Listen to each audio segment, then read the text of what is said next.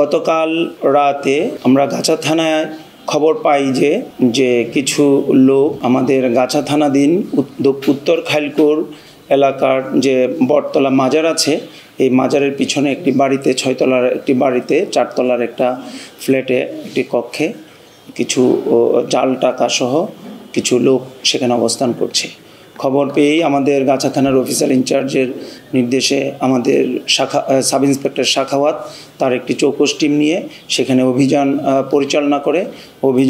পরিচালনা করে আমরা 2 জনকে আটক করি। একজনের নাম হলো শিবলু, আরেকজনের নাম হলো রকিব। এবং সেখান থেকে আমরা সেখানে যে বিছানা ছিল, বিছানার তোশকের নিচে প্রায় আমরা 4,92,000 টাকা জাল টাকার নোট আমরা উদ্ধার করি। এবং তখন তাদেরকে জিজ্ঞাসাবাদে জানা যায় যে তারা দীর্ঘদিন যাবৎ এই জাল টাকা ছাপিয়ে এটার বিভিন্ন জায়গায় তারা বিক্রি করে। তো তাদেরকে জিজ্ঞাসাবাদ জানা যায় যে সামনে যে আসন্ন ঈদুল আজহা, সেই ঈদুল আজহাকে কেন্দ্র করে তারা এখানে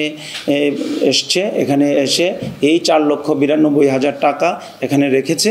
তারা এটি বিভিন্ন জায়গায় বিক্রি করবে। অতীতেও তারা এই ধরনের কর্মকাণ্ডে তারা লিপ্ত ছিল।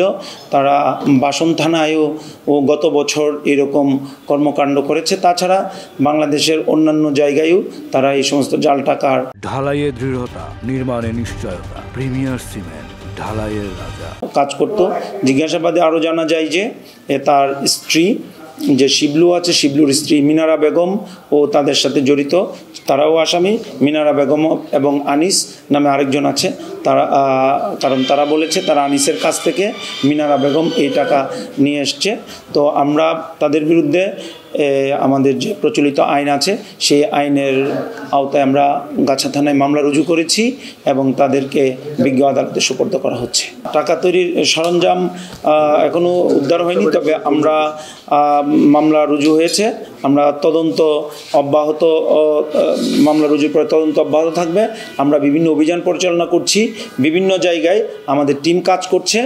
এই যে টাকা কোথায় তৈরি হচ্ছে, সেই মেশিনগুলো কোথায়, আমাদের টিম কাজ করছে। যেহেতু আমরা জাল টাকা সহ এই 2 জন আসামিকে ধরতে পেরেছি, তাদেরকে আমরা মামলা নিয়ে তাদেরকে কোর্টে সোপর্দ করছি এবং পরবর্তী তারা এটা কোথায় তৈরি করছে এই জাল টাকা সেটা আমরা বের করার চেষ্টা করছি।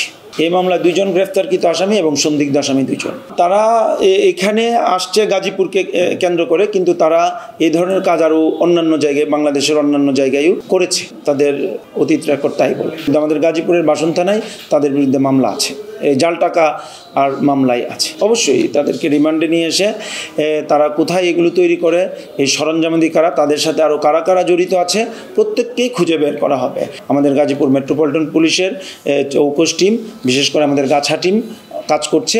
আমরা আশা করছি যে অন্যান্য আসামি যারা এটার সাথে জড়িত তাদেরকে খুব অচিরেই আমরা গ্রেফতার করতে সক্ষম হব এবং এই জাল টাকা তৈরি করার যে সরঞ্জামাদি আছে, যে মেশিন আছে, সেগুলো আমরা ধরে ফেলতে সক্ষম হব।